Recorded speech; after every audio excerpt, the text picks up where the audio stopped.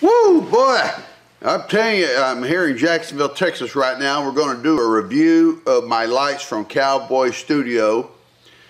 Last night was Christmas night, or yesterday was Christmas, and the lights went off, all electricity went off, no heat, got down to about 28, and it was cold in here in my studio.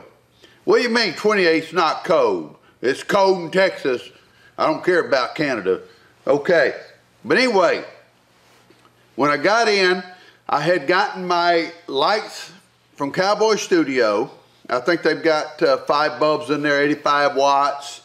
And I'm going to turn it around a little bit so you can see it a little bit better. Here's the back side. And they've got an individual switch here on the back side so that you can turn one light off or on, which I like. And there you can see the switches that allow you to turn each light off individually, and the fuse switch. Now overall, and they have the hood with them and the cover on it and everything. Overall, one thing I didn't like was that the tubing on it is really thin. It wouldn't take much on the stand to break this tubing. I did like the little handhold here on the back to help move the lights with. And I did like the switches that turn off each light off and on. And the cover, or the hood on this thing, wasn't too hard to put together. It took a few minutes and everything.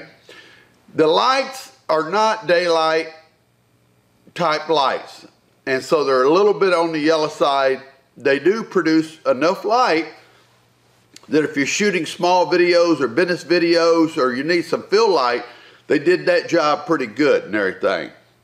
They are top heavy, so you're going to have to watch out if you're using these lights that they're top heavy, and if you bump them, they will fall over. It's because they got these great big bulbs in them and everything. Now I did test it, and I found out that I could actually put smaller bulbs in there, daylight quality, and got a beautiful white light out of there. Of course, it was only about half the light that they were giving with the 85 watt lights, because it's hard to get a hold of those big bulbs. So all in all, I don't like the fact that they're top heavy and they could tip over easily, and the tubing is sort of thin. On the other side, I like the hood and the individual switches. So overall, I could not have built this light for what I paid for it. I think about $197 with shipping and handling and everything else. I couldn't have built this light for that much and included the big bulbs. The big bulbs alone could be 10 bucks a piece, $15 in some places and everything. So I couldn't have built it for that price, and they do put out a pretty good light. So I'm going to give the lights from Cowboy Studio a thumbs up. Just remember, put a little weight on the bottom or mount them to a board or something so that they can't tip over.